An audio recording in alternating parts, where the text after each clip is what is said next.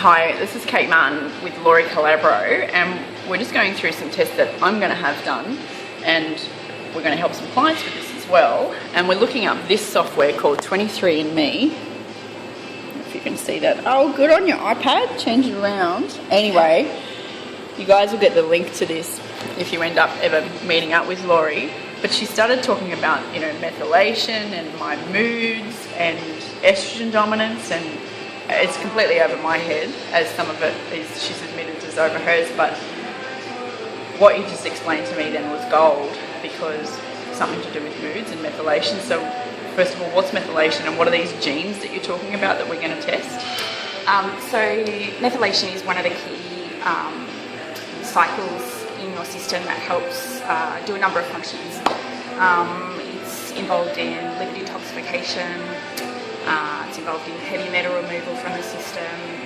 It's involved in epigenetic regulation, so how your other genes behave and function. And it's also probably what we're interested in here is it's also involved in estrogen detoxification. Some people produce normal amounts of estrogen, but they recycle them continuously into the system rather than down-regulating them to some of the safer forms. So with Kay, we were just talking about how estrogen detox is occurring and why perhaps some supplements work better for her than others. And I was just saying, for myself, I noticed the same thing. I noticed I was really responsive to certain types of B vitamins, not just the standard ones that you buy in the health food store, but the B vitamins that were converted or activated, I suppose. So I often referred a lot of my clients to one of the key gene abnormalities, which is called the MTHFR, which is a particular cycle which converts folic acid to its active form in the system. A lot of people have a slight abnormality in this process, so that means when you actually take folate or have folate from your diet, you convert it either at a slower rate than someone who doesn't have this defect, or barely at all. And it's actually really key for protecting the rest of your genome, but also for regulating your mood. So I was telling Kate, rather than just getting the MTHFR gene test, which costs about $50 from which is on a standard path form, pathology blood test form. Yeah, so any naturopath or functional medicine doctor can refer you for that one particular gene test. You're better off going kind of rogue and independent, and going to 23andme.com. Listing yourself, perhaps getting your family tested as well. I have my whole family done, including my 5-year-old son. And just taking a look not only at this methylation cycle, but you'll get the rest of your genome analysed for, it's roughly in Australian dollar, I think it's about $120 to $140. What you end up with is raw data, so it's just a whole bunch of pluses and minuses. If you know anything about genetics, the A and the C and the Gattaca and all of that stuff. It's kind of like, I looked at the data and I was like, oh, good Lord, I don't know what to do with this. But there are some great websites and biohacking websites. If you're really interested in it, I recommend going to Amy Yasko's website, taking your raw data, and what you literally do is you just plug in a few numbers. It's like filling out a spreadsheet, and they'll analyse it for you and tell you what supplements you need.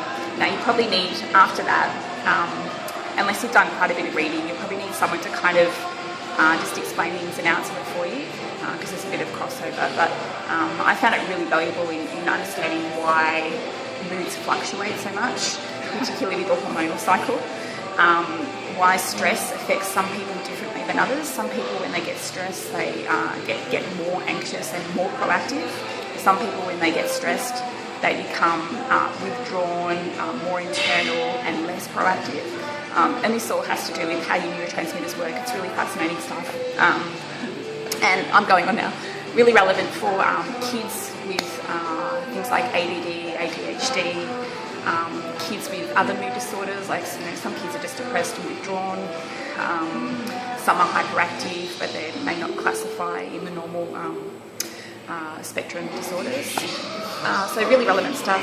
And I know it's a bit overwhelming, but it's really got to do with some key nutrients, which are B6, B12 and folic acid, particularly activated forms. Okay. So the good thing is, even though sometimes the testing is complicated, the solution is actually quite simple, and even though there are only tiny amounts of these nutrients, the effects can be profound, because if you get this methylation cycle working really well, it has a ripple effect on the rest of the genome and helps protect your genes from damage. So as you age, can you imagine the effect? As you age, your genes start behaving a little strangely. But if you protect them with a healthy methylation cycle, it means your brain's going to function really well. It means your joints, your mood, your energy, your mitochondria are going to function really well as you age. And you're going to have better energy as time goes on. So get onto it. The methylation cycle, I'll explain more later.